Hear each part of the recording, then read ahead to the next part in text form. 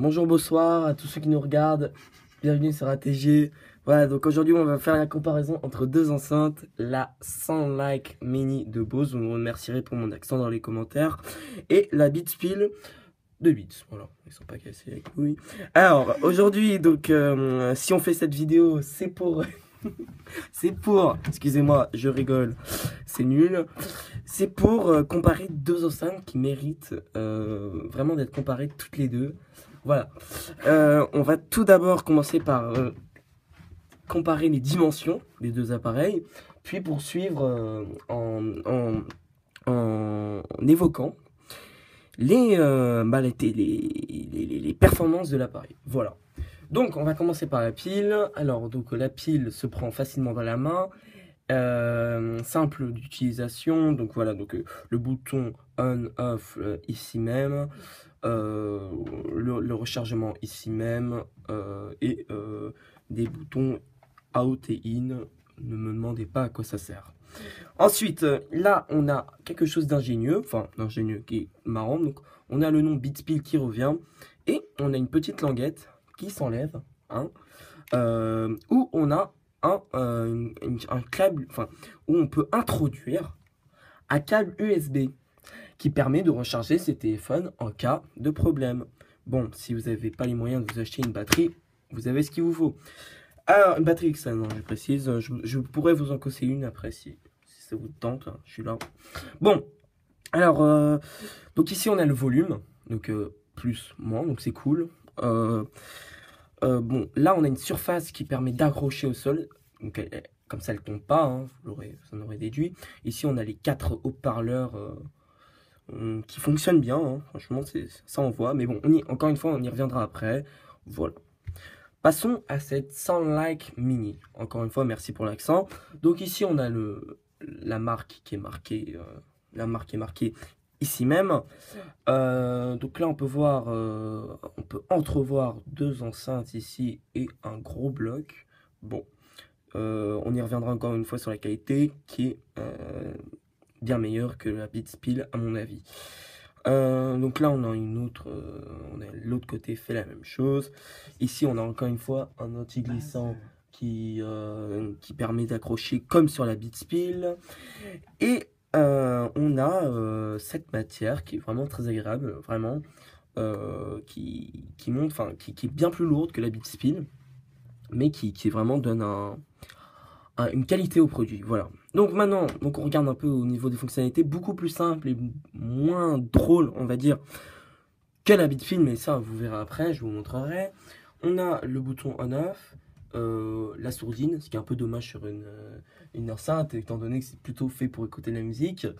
Bouton moins plus, hein, le bouton Bluetooth et le bouton AUX pour ceux qui ne savent pas comment ça s'écrit. On a ensuite, donc, là, maintenant, on va un peu voir, on va les allumer, vous montrer un peu, on va pas mettre la musique pour pas que vous ne compreniez rien. On va simplement essayer de vous expliquer, enfin, je vais essayer de vous expliquer simplement, enfin, vous guider plutôt dans votre choix. Voilà. Alors, donc, on l'allume, vous allez voir, ça va faire un petit bruit sympa. Très sympa, tandis qu'on allume la Soundlike. Excusez-moi. Voilà, donc on a le petit bouton. Voilà. Et elle s'allume pas. Voilà. Elle s'allume, on entend le petit bruit sympathique, comme on l'aime, de la Soundlike Mini. Voilà, donc désolé pour ces petits rires à l'avance, hein. On essaye d'être sérieux, mais c'est pas toujours facile. Voilà, donc maintenant on peut voir que les deux sont allumés, on peut voir que le logo Beats s'allume, hein, et c'est donc très sympa, tandis que sur la Soundlike on a simplement un petit bouton, donc c'est moins fun.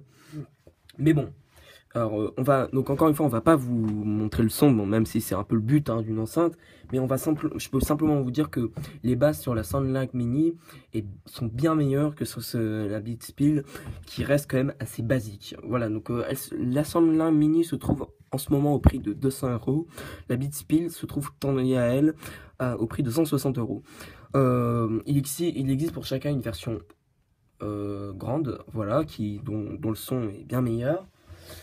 Comme vous pouvez vous en douter, voilà. Donc, il faut savoir aussi, enfin, contrairement à la Soundlike Mini, qu'il y a une pochette livrée avec la Beats pour l'emporter partout sans l'abîmer.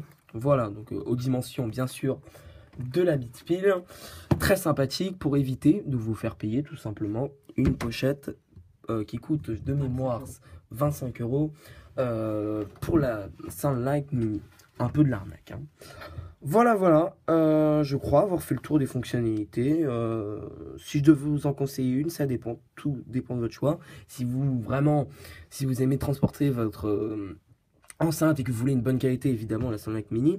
Mais la Beats Pill est quant à elle plus marrante et plus ouverte. Voilà.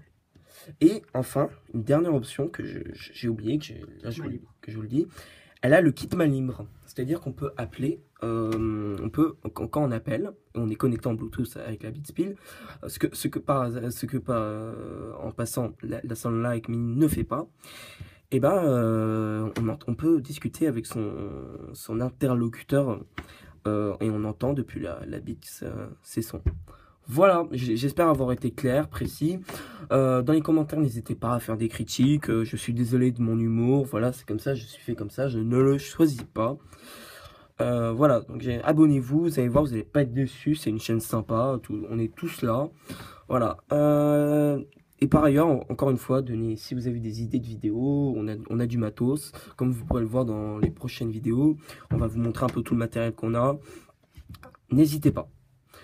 Voilà, c'était ATG. Bonsoir, bonne journée. À plus.